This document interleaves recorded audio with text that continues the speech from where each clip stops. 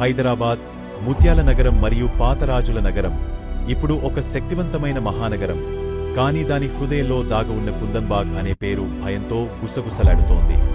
ఈ రాత్రి పొగమంచు జ్ఞాపకాలు మరియు సజీవ పురాణాల ద్వారా భారతదేశంలోని అత్యంత రహస్యమైన దెయ్యాల ఇళ్లలో ఒకదానిలోకి ప్రయాణిస్తున్నప్పుడు మాతో చేరండి. కుందన్బాగ్ మరొక చిరునామా మాత్రమే కాదు. చెట్లు మరియు వలసరాజ్యాల యుగం నాటి గృహాలతో చుట్టుముట్టబడిన హైదరాబాద్లోని ఈ ప్రాంతం అప్రసిద్ధ సంఘటనకు ముందే చాలా కాలంగా పుకార్లకు వేదికగా ఉంది. దాని ఖ్యాతి ఎలా అభివృద్ధి చెందింది, దాని నిర్మాణం, దాని మొదటి యజమానులు మరియు దానిని రూపొందించిన హైదరాబాద్లోని సంస్కృతుల మిశ్రమం నుండి మేము దాని చరిత్రను గుర్తించాము. రెండంతస్తుల ఇల్లు ఒక స్త్రీ మరియు ఆమె 2 కుమార్తెలకు నిలయం. పొరుగువారు ఈ ముగ్గురిని ఒంటరిగా, పగటిపూట అరుదుగా కనిపించేవారిగా వర్ణిస్తారు. కిరాణా డెలివరీలు ఎల్లప్పుడూ తెరలు వేయబడతాయి మరియు పుకార్లు తిరుగుతాయి. ఏదైనా ఇరుకైన సమాజంలో గాసిప్ మరియు ఊహాగానాలకు ఒక రెసిపీ. ఈ కథ నిజంగా 2002లో వ్యాప్తి చెందడం ప్రారంభమైంది. విలువైన వస్తువులను ఆశించి ఒక దొంగ కుందన్బాగ్ ఇంట్లోకి ప్రవేశించాడు. బదులుగా మరణాన్ని కనుగొన్నాడు.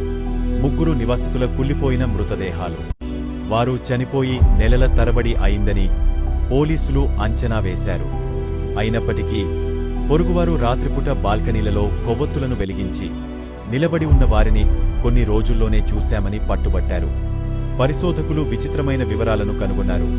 గోడలపై చిత్రించిన వింత చిహ్నాలు, ఆచార కార్యకలాపాల సంకేతాలు మరియు లోపల ఎక్కువ కాలం ఒంటరిగా ఉన్నట్లు సూచించే ఆధారాలు.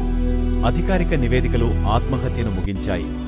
కానీ ఈ చర్యను ప్రేరేపించినది ఏమిటి మరియు వారి ప్రదర్శనలు పోస్ట్మార్టం తర్వాత ఎలా కొనసాగాయి?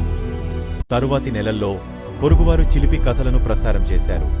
ఖాళీ గదుల్లో మినుకుమినుకుమనే లైట్లు, గుసగుసలాడే స్వరాలు, మూసిన కిటికీల గుండా ఎగిరిన నీడలు. వారి మనస్సులు ఉపాయాలు ఆడుతున్నాయా లేదా? కుందన్బాగ్లో వివరించలేనిది ఏదైనా ఉందా? దెయ్యాల పురాణం పెరిగింది. కొందరు దెయ్యాలను చూశామని పేర్కొన్నారు. మరికొందరు మహిళలు మాయాజాలం అభ్యసిస్తున్నారని నమ్మారు మరియు సంశయవాదులు ఆస్తి విలువను తగ్గించడానికి కథలు వ్యాప్తి చేయబడ్డాయని సూచించారు. పారానార్మల్ గ్రూపులు వివరించలేని కోల్డ్ స్పాట్లు మరియు పరికరాల పనిచేయకపోవడాన్ని నమోదు చేశాయి. కానీ కఠినమైన రుజువు లేదు.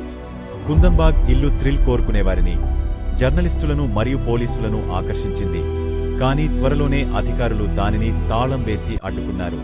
పొరుగువారి ఆస్తి విలువ తగ్గింది మరియు ఆ ప్రదేశం విషాదం మరియు వివరించలేని వాటికి పర్యాయపదంగా మారింది.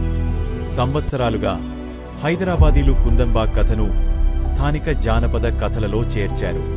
ఇల్లు ఖాళీగా ఉంది. దాని కథ ఉల్లాసకరమైన వాట్సాప్ ఫార్వార్డ్లు, యూట్యూబ్ అర్బన్ లెజెండ్లు మరియు దెయ్యాల పర్యటనలలో తిరుగుతోంది. కొంతమంది విశ్రాంతి లేని ఆత్మలు ఇప్పటికీ అలాగే ఉన్నాయని నమ్ముతారు.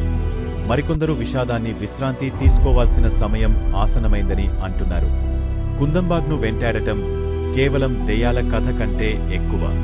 ఇది ఒంటరితనం, మానసిక ఆరోగ్యం మరియు పుకారు శక్తి గురించి హెచ్చరిక కథ.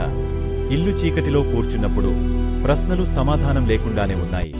విశ్వాసులకు మరియు సంశయవాదులకు ఇద్దరికీ ఇంధనం.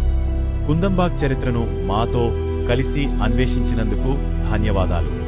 మీకు మీ స్వంత సిద్ధాంతాలు ఉంటే లేదా ఆ ఇంటిని సందర్శించి ఉంటే క్రింద ఒక వ్యాఖ్యను ఇవ్వండి. మరింత లోతైన భారతీయ రహస్యాలు కోసం సబ్స్క్రైబ్ చేయండి.